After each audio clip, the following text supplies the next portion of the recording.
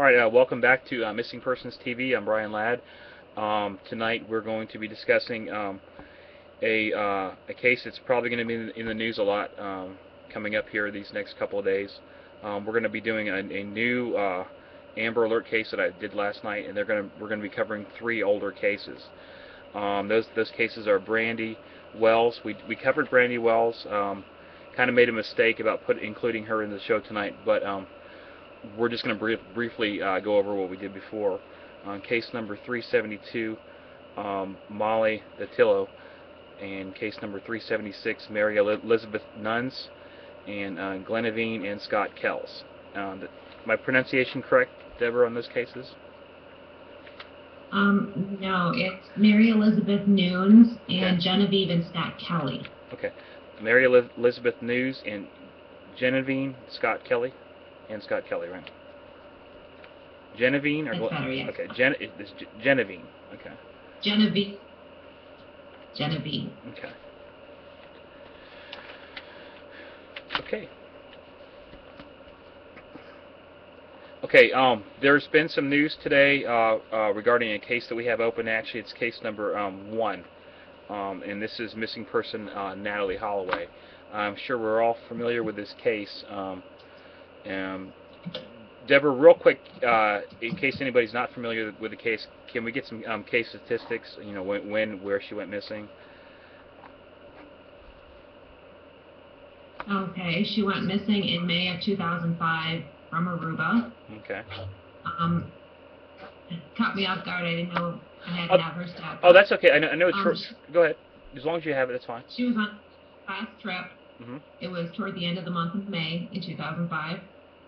And she had been out at a club that night, and she was dancing and stuff like that. And it seemed that she possibly left with a couple of men and was not seen again. Okay. There's been a lot searching for her, and they hadn't found her, and now they may have. Right. You know, I have some more information too. This case, I've worked on this case a lot. I know a lot of other people have too. In relation, possibly this may be related to human trafficking and some other cases that we have open. What I've always said, and I'm still saying this, is that I think that she was a victim of human trafficking. But with the recent news that we've received today, and I think there's some stuff on the internet yet, I'm not exactly sure if it's been confirmed or not. But they seem to think that, or they say now they have found a body. I think it's skeletal remains. There's been some reports about cadaver dogs from the United States that were flown out this morning. I said I can't confirm that. It seems to me that's probably happening. I don't know why they need cadaver dogs. That's what they have forensic experts for. I don't know the reasoning for that, other than they didn't find the body and they think they may have found the location. But some of the stuff that I've gotten just recently does seem to point that they have found a body and skeletal remains. And I think the people that apparently tipped them off or something are pretty sure that this is the body of Natalee Holloway. That said, this is it's a really sad event. It's a tragedy when these things happen. I know a lot of people blame Aruba and all that kind of stuff. I'm not familiar with the politics down there, but I do know that not too many people go missing from Aruba compared to the United States or a lot of other countries. The work that I've done on this case is extensive. It's case number 1. The link is up there, and I posted, throughout the years. I actually got the case open in the dream drawings were done on January 27th of 2006. So the case has been open for a while. We thought this case may be related to 1, 2, 3, 4, 5 other cases maybe, and as far as the location and connection to Colombia. Barranquilla, Colombia. Well, guys, apparently that I was wrong on this one. I apologize for that. I've already posted in there, what I have. It's I don't know what happened or what went wrong here, but apparently she has been found, and so that means that all this stuff here could not have been true. So I guess we're looking at a suspect, and that would be Vandersloot, correct, Deborah? You're on Vandersloot, yes. Yeah, okay. and I think I mentioned this earlier. Yeah, he's probably a drug dealer and a human trafficker, but is he a murderer? I mean, I don't know. To me, he doesn't seem like the type. Maybe it was an accident, but either way, he's been lying to police for a long time. And this does turn out to be the body of Natalee Holloway. He's got some explaining to do again. Unfortunately, if there was a body found now, somebody knew this information a long, long time ago. And I'd certainly would like to know why this wasn't brought to the attention of authorities, or if the authorities were actually involved somehow. I certainly hope that's not the case. But either way, it's a really sad day, and I'm heartbroken that this is what happened. Now, you remember, these reports are not coming from me. There is information as far as them saying that they have found skeletal remains. I have not been able to confirm that with any CNN or anything. At least not within the past couple of hours. Have you, Deborah? No, I have not been able to get a confirmation. Okay, let me just do one more search. But as far as I know, and I certainly hope this isn't another hoax, because there's been too many of them. There's no way that this better not be a hoax. But from what it looks like, it's not. It looks like they tried to keep it quiet too. Yeah. From what I read, they tried to keep this one quiet. Yeah. But either way, I'm sure we're all going to hear about this real soon. I am sure that the Nancy Grace show will be all over this. Unfortunately, I wish it would be more about Ozzy, because we don't know what happened to him, and he's a child. But I'm looking at the case file. I still have the same feelings. There's nothing changed. I really did think that she was a victim of human trafficking, and that Vandersloot was involved in some of the stuff that we have. Seems to point directly at him, but nothing I see would, on what I've done so far, saying she was dead or her body was in Aruba. So that case I marked as incorrect, completely incorrect. And I'm really sorry I gave anybody any false hope, but I can try what I can do, and that's it. That's why I put it out there. Do you guys have any other comments for this one? We'll move on to the new Amber Alert. Deborah or Troy? No, I don't. Just, Natalie's family has my thoughts and prayers.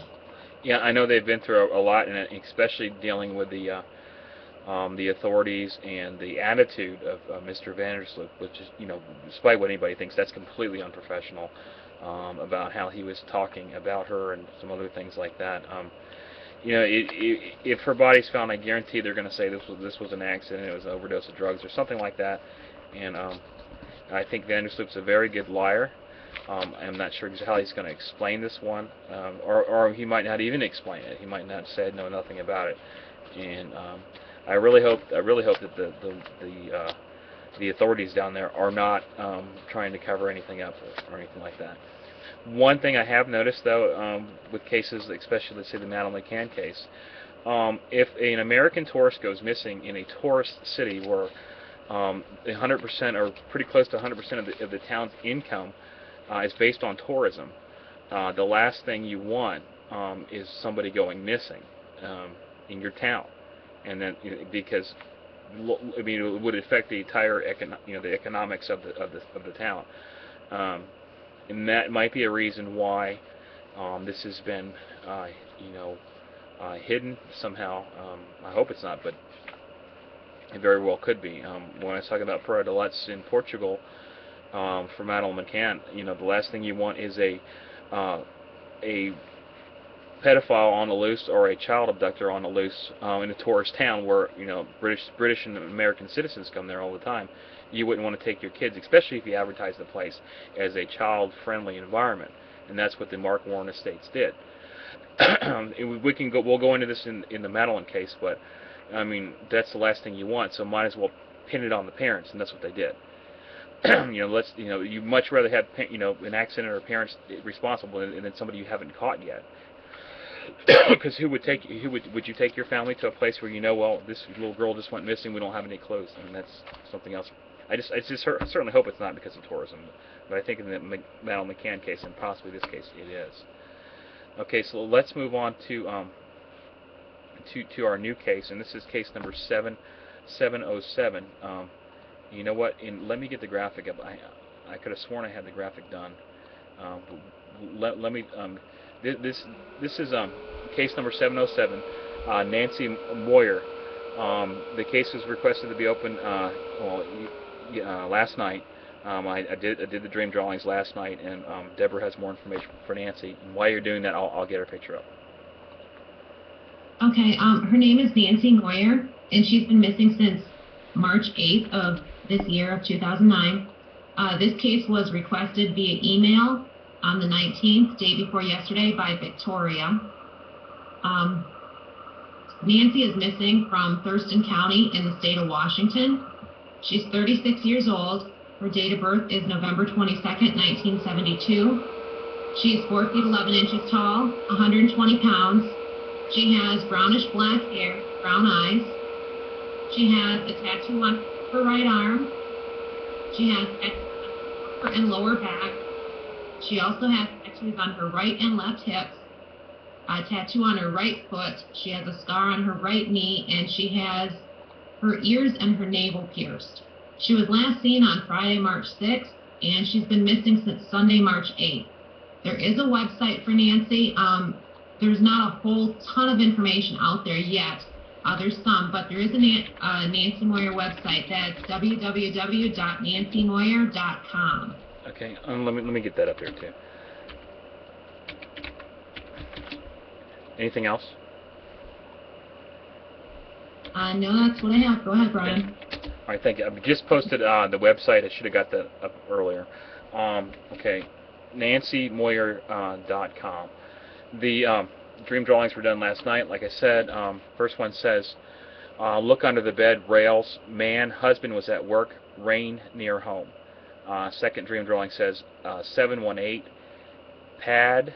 I think that pad, that's some sort of concrete pad or something like that. Light beer, West 46.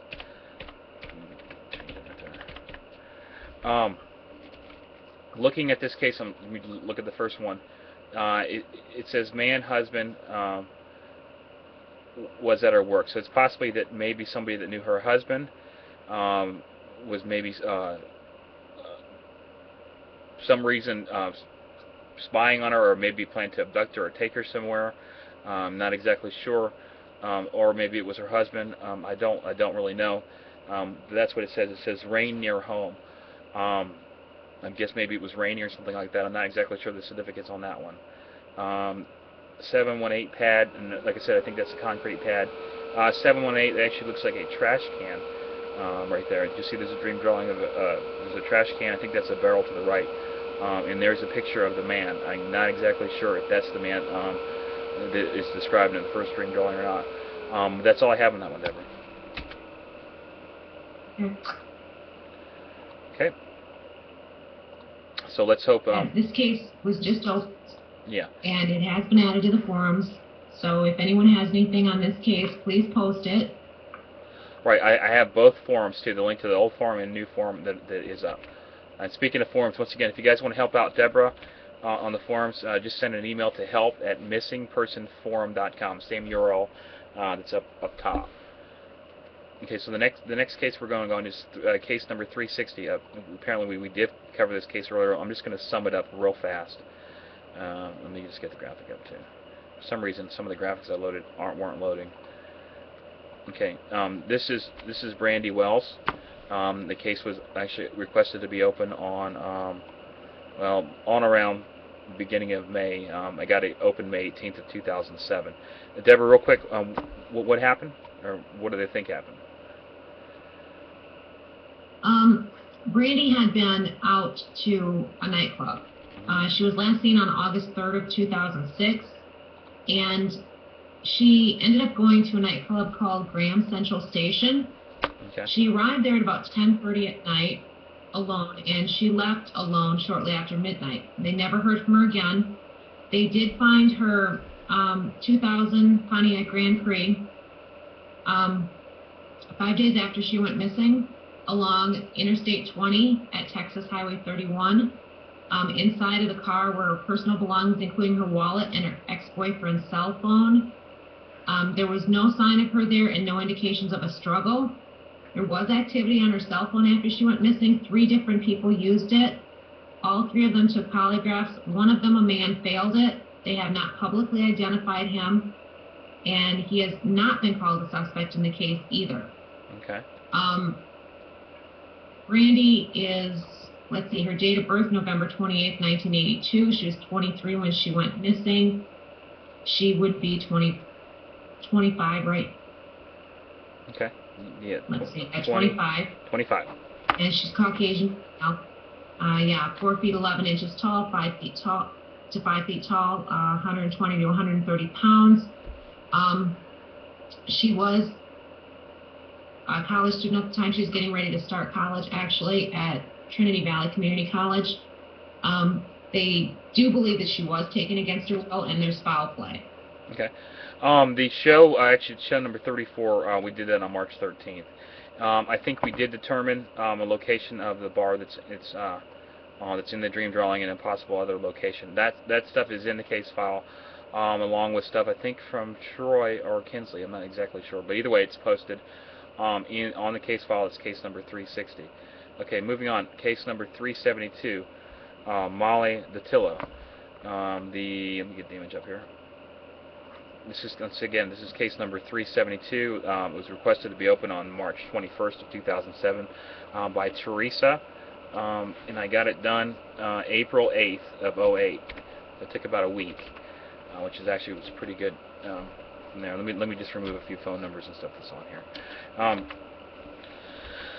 Okay, so the case was opened March 8th of 2007. Case number 372. Deborah, what do we have for Molly? This is for Molly. Her middle name is Laura. Last name Datillo. Can I add that too? Laura. Yes. Okay.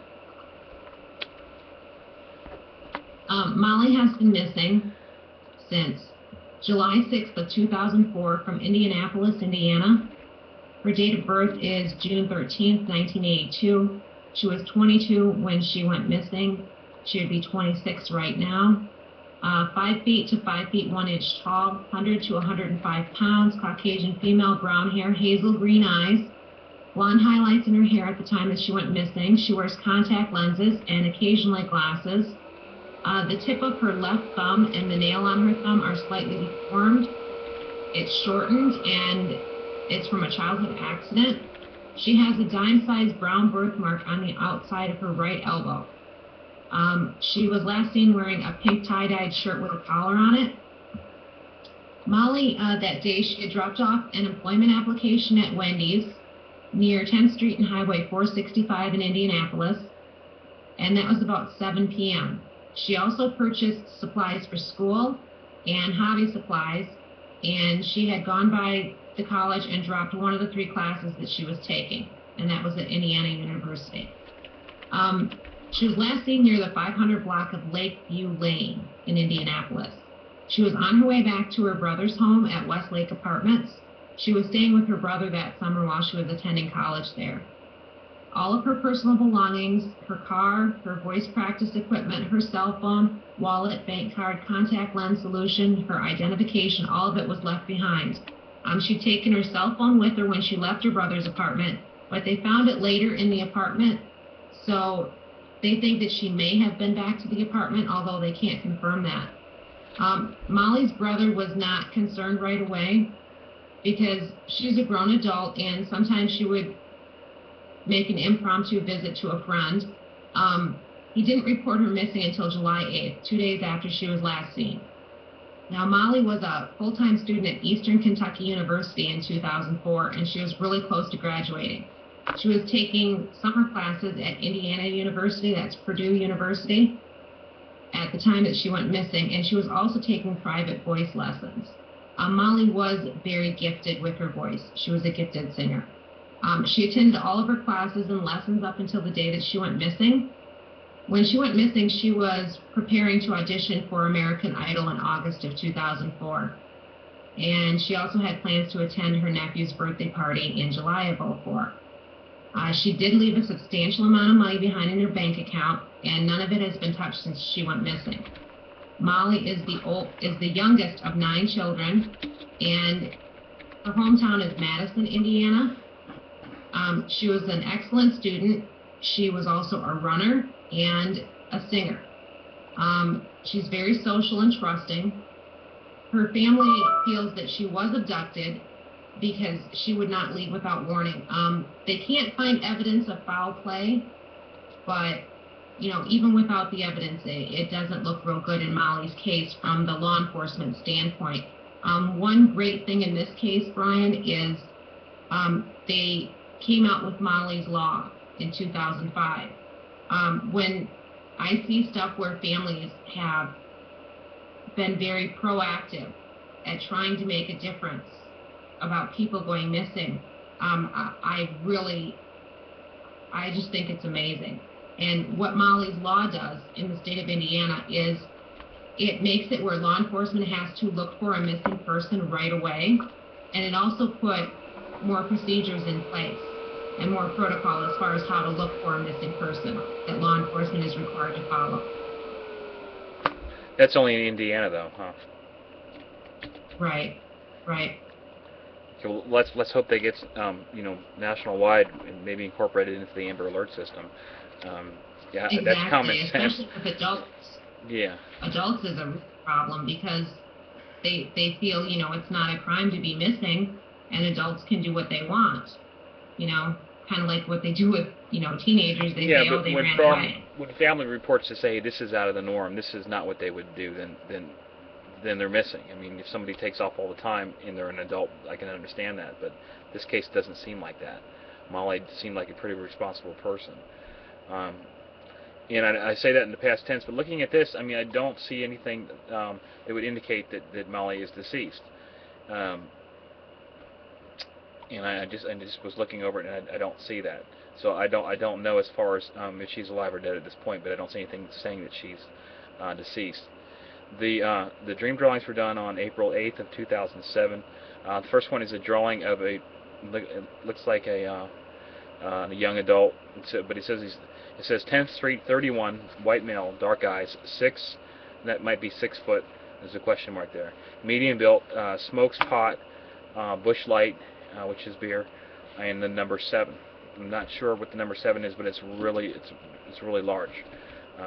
You guys can see that. It looks like he's got bags under his eyes, and then there's a shirt. It looks like the letters SS are on that T-shirt, or it could be just part of the drawing. I don't exactly know. Second dream drawing says, met her at water, lives 1,200 feet from her. Do not let him move. Check DNA on cigarette in purse. Okay, well, right there, that's information that I'm not sure was ever checked up on, but that's a pretty specific location. Somebody that lived at that time 1,200 feet from her. It doesn't say what direction, but I'm sure it wouldn't be too hard to figure out at all. Third dream drawing says he wanted her money. She knew this and did not take it with her on her date. She knows him at fast food place 1127. So it looks to me like she knows this guy. Apparently she didn't trust this guy but decided to go out with him anyways. And there is some type of fast food place involved, and I think that's 1127, or it could be 1.27, but I think it's 1127. So what I have here would be enough information to either confirm or not confirm what's up here. Any additional information or anything you want to put out on this case? I think that law is wonderful. Go ahead. I do have some question, Brian. It's interesting because it goes along with your dream drawings, and I saved it on purpose until afterward. Okay, go ahead. I don't. As far as Molly case goes, real quick. As far as case information goes, apparently no one's seen this, just like a lot of the other ones, because there's no correspondence to and from me about anybody. It's just blank, and that's the way that I think. Well, not the last case, but the one before that was like that. Go ahead. Well, I'm marking Molly's case down for a redo. That's what you want, right? It's up to you. I think redo is a good idea. Right. Well, what I'm saying is this we got a location though. What I'm saying is, I'll redo it, but I think this needs to be checked out first. But go ahead. Right. Well, she went on a date that night, and the man was thought to have been from the apartment complex that she was in. some things that I've seen with researching the case is that this man possibly lived in a home a ways away from there, not really far, but they did go out to eat, and they went out for fast food for dinner. And then you talked about the water. They went for a rowboat ride that night in the water by the apartment complex. Okay. Yeah, it says That met her at water. Yep. Okay, go on. Anything else? And you had something about the fast food. They went out for fast food that night, and a guy that she went on a date with and she didn't trust, and she didn't take money with her. Nope, she didn't. Okay. And that was not normal for her. She only took just very little with her. Okay, this needs to be checked out. Then we need to. Okay. What I'm saying is this might be correct. Then we might want to figure out what we can do.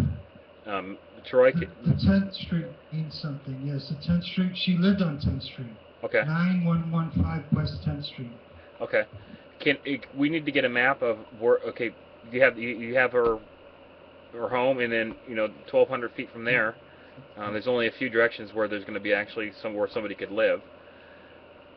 Maybe we should get that marked and put it up on a map. This case is very old, so yeah, Deborah, I think a redo on this one. But we got to get attention to it too, because we can talk all day long. If it's not checked up on, it's not doing any good.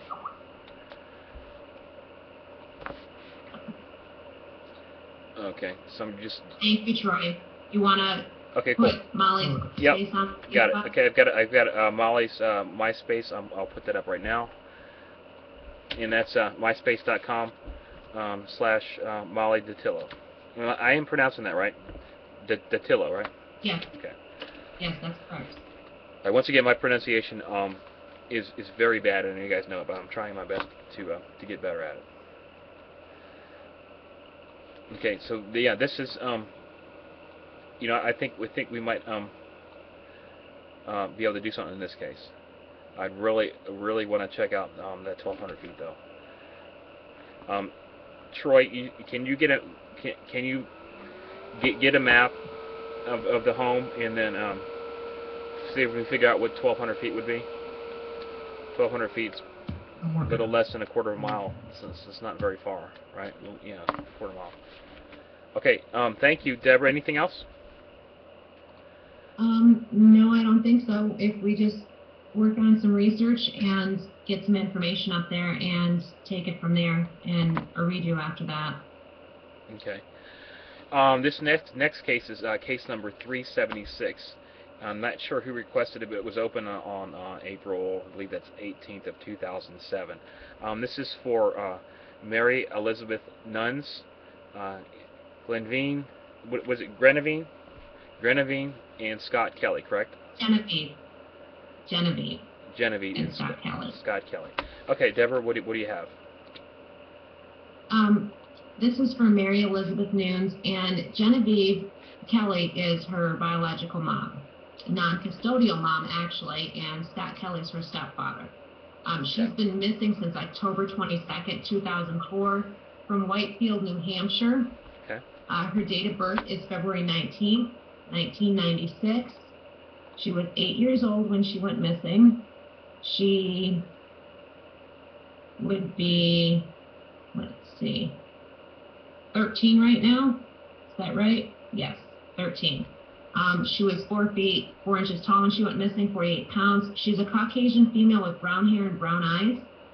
She may go by the last name of San Martin. Mary speaks English and Spanish both. She has a lazy eye. She has a birthmark on the bottom of her foot, a scar on the tip of her thumb, and a scar on her leg. She has pierced ears. Mary Elizabeth does have a medical condition. She has arteriovenous malformations, which is a vascular disease that causes migraines and leg weakness with other symptoms.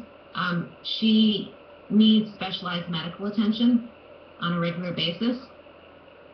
She was last seen on October 22nd, 2004, and she was abducted by her non-custodial mother and her stepfather.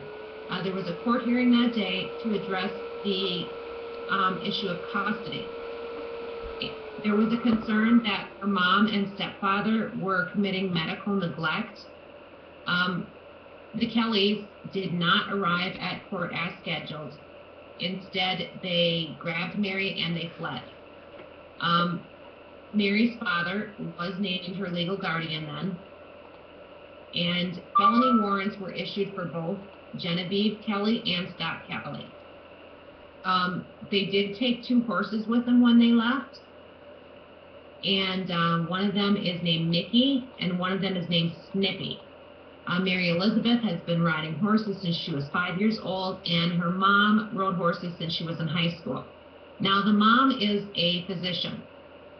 She formerly worked as a flight surgeon for the Air Force, and Scott Kelley worked as a special education teacher.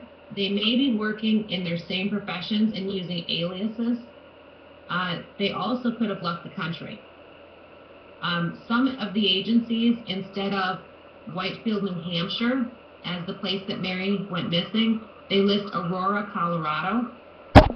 Now, as far as the abductors, Genevieve Mary Kelley, her date of birth February 11th, 1964, 5 feet 5 inches tall, 150 pounds, Caucasian female, brown hair, brown eyes. She may dye her hair.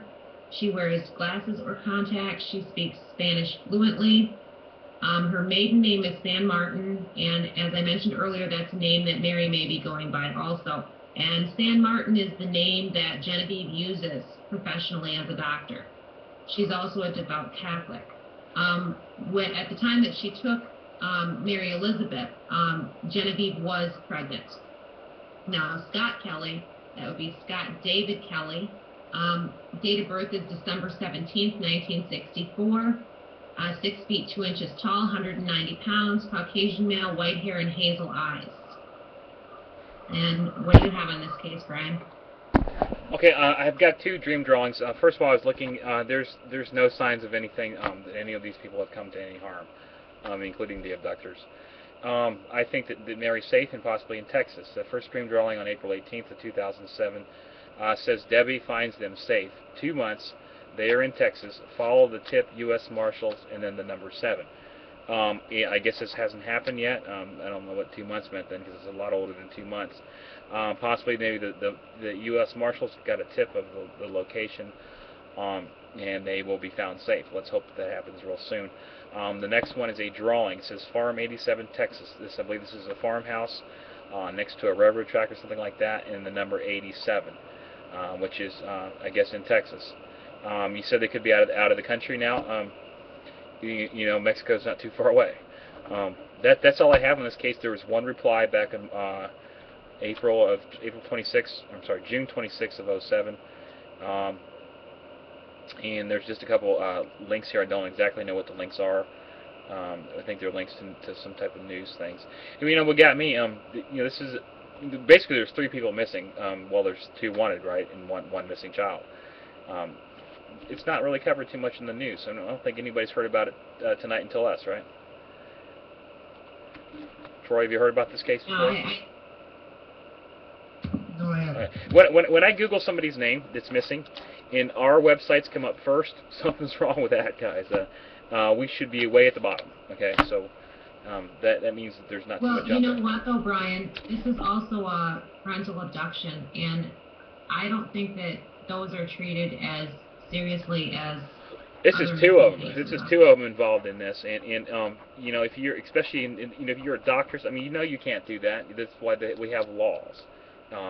You know, abide by the laws. If the child's in danger, that's what CPS, Child Protective Services, can do. That's what they're there for. They know that. So, you know, why commit felony or whatever. But I think this does not need a redo. It said safe. Hopefully the U.S. Marshals, whoever, will find them safe soon. As far as we know, they're still missing, right, Deborah? I know it's an old case. I know. Okay. So let's hope that that Mary is found soon. Anything else, Troy? Troy, I'm going to need your help after the show with case 372. Um, that's a No location. problem. That's a location we could I find have, and map. I have nothing else to do. Okay. So and I will get a map up there of whatever is 1,200 feet from where she went missing. So and I know it's 3 years later, but maybe the person still maybe lives there or something. But that's specific information that should be acted on. Speaking of specific information, uh, Haley Ann Marie Cummings. That's what I was going to bring up. We still have an address. I think that Gail maybe had found somebody that wanted to check that out. I'm not exactly sure if it was checked out or not. It's kind of hard to do that, considering these are homes. You just can't knock on the door unless you're police and say, "Hey, can I come check your place out?" It ain't going to happen.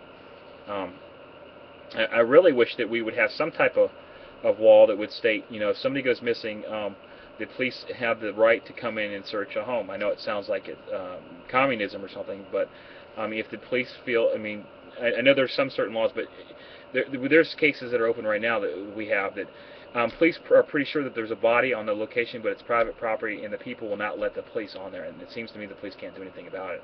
I think that any good citizen, if somebody went missing in your area, even the police want to look at your house for a missing person, I would let them search anything that they wanted, and I can't see too many people that would say no. And if you did say no, it's like, well, why are you saying no? It's not, to me, it's not an invasion of privacy. It's what you should do. Apparently, it doesn't happen in a lot of cases. So I think a lot of people go missing because police don't think that they can search homes without a warrant, which is true. But I think just out of a general say, hey, you mind if we search? And then somebody says no, and they just walk away. And that's, to me, is suspicious, because who would deny you to search? Would anybody? Would you deny the police, searching your house for a missing child? Deborah, Troy? I certainly wouldn't. Okay. I don't see it as an invasion of privacy if that's what they're really there for. I would not use it for any other thing. But that's just another thing that we can talk If you're about. not guilty, you wouldn't have any problem with it. Well, that's true, and like I said, I don't think it's an invasion of privacy. So they're not looking to see if you have drugs or you're in there smoking marijuana or something. They're in there looking for a missing child, and they don't fit in a drawer. So look under the bed, look wherever, look in the basement. I hate to say this, but you all know that that the family that was the case. You know what I'm talking about, right? The case is going to trial right now, or the dungeon guy. Last week. Okay, yeah. How in the world did that go on? That's a whole other show. How in the world can somebody's not saying something? Okay, up above the top. Okay, somebody's. Well, yeah. There's no way. There's no, and that is so sick and disgusting. Okay, but we only have that case open, do we? But I do know that there are several dream drawings that we have that might actually be that case. You guys can Google that. I think if you Google that in the site, on my site, you'll see at the top there's a search box. You can type in anything you want there. That will search my site, and there's a lot of stuff up there. As far as dreams and stuff, dream confirmations. I have not been posting too many dream confirmations. I'm trying to get everything moved to the forums. As far as that's a big time saver for me. If you guys find any dreams or anything that you think may be related to something, please post them in the dream forum. I'm actually going in there and posting each day's dreams in the dream forum. And you can get to that just by clicking on the dream forum tab on any page of the site. So we know what we always do. What are we doing, Deborah? What's next? We're going to talk about Aji. We need to talk about the little dude. Yes. This is Aji Desir. We all know he went missing January 10th, 2009 in Immokalee, Florida, 1 month before Haley Ann Marie Cummings did. I don't want to, comparing cases, I don't want to take away from the Haley case, but that's all we seem to talk about, and now it's going to be Natalee Holloway. Before you cover the Natalee Holloway case, this is to Nancy Grace. Please spend at least 10 minutes on Aji. There he is, okay? Spend 10 minutes, asking people to please get his picture out there. He hasn't been found, and the only way we're going to find Aji, if he's alive, is through somebody spotting him. And the only way somebody can spot them is if the media gets his picture out there.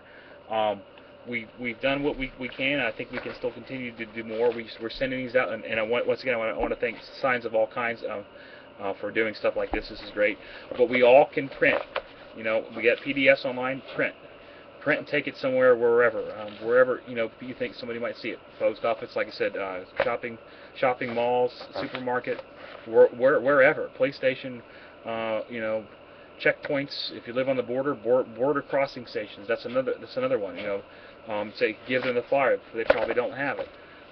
Gosh, he could be anywhere, and I'm hoping he's alive. I'm really hoping he's alive. But this child needs more attention. If you'd like to see some of the videos we've made as far as statistics that we found out as far as missing person cases and is there racism in the media, please visit findaji.com/share. There are some videos. Actually, there's only 2 videos there, but it just shows you what the media covers. And I guarantee it. Now it's going to be Natalee Holloway. It's a shame that if this is her. It's a shame that happened, but she's dead, guys. I mean, there's people out here we can help. And I don't mean to sound rude about that, but it's the truth. Go ahead. That information about the racism in the media, Brian, you also posted that in both the missing person forums and Aji's case file. Okay, yeah, that's true. Yeah, and please go to that website. The missing persons forum is not exactly up yet. We still have thousands and thousands of more posts. If you click on the missing forum on my website, it will take you to the current forum that we're using. We have a brand new forum software, all kinds of neat and nifty things you can put in there. But mainly, it's a lot of work, and Deborah, Kinsley's done a lot of work, and now Troy's helping, and I think hopefully we'll have some more people. If you want to help, please send an email to help@missingpersonforum.com. And Deborah will get that. We need you to. Deborah said she's willing to train you if you're not familiar with how to moderate a forum. Mainly, it's a lot of links. It's a lot of researching to get these cases open, and there are literally hundreds and hundreds of cases. Every single case that I have is in the forum, and it's just sitting there. So we do need people to help to do this, because Deborah can't do this, I can't do this, and Troy can't do this on our own. So once again, help@missingpersonforum.com. And I want to thank you so far for all the work you've done so far, Deborah. It's outstanding. It's amazing all the work you've getting done. Thousands of posts are already in there. And thank you, Troy, for helping out, helping us do this. But what's really bothering me right now is case 372, because there's information there that we can. We'll after the show we'll get a map up or something. Work on Molly's case, yes. Yeah. But anyways, guys, that's it for tonight. Unless we have any other questions, let me check the time. We got 2.5 minutes. Anything we want to say other than this is Aji? I'd like to say something about Aji. Okay. I know that most of the people in chat are familiar with Aji, and the fact that he's developmentally delayed. Aji is 6 years old, and he functions at a maximum of 2 years of age. Right. Sometimes as low as 1.5 years. He understands Haitian Creole pretty well when someone speaks to him, but he doesn't really speak himself. He speaks a maximum of 5 words, so he's pretty much nonverbal. Another thing is that his nickname is Gigi, and that is J-I-J-I. Yeah, one thing. That's something that. Yeah, thank you, Gigi. Speaking of that, he's disabled, developmentally disabled. That could also make it easier for some abductor to keep him quiet. Okay, that may maybe have a reason why he was taken. I don't know. I don't know the circumstances. I do know what I have posted, and what I have posted is not really what I hope is happened. That case is up. We keep updating it. I think we've done what we can on that case. But please go to findaji.com. Share the picture. That's all we want. Remember, we brought up last time. There was something about donations. Deborah made a good point. We shouldn't have to say this. We do not want donations. We don't want anything but printing pictures. That's it. Print pictures. We don't need credit for anything. Print pictures. There's Aji. Thank you, Deborah. Thank you, Troy, for helping out tonight. We are going to do some researching, and we will get case 372 and get that map up there for you guys. So we'll see you tomorrow night at 11 o'clock p.m. Eastern Standard Time, -5 GMT. Good night.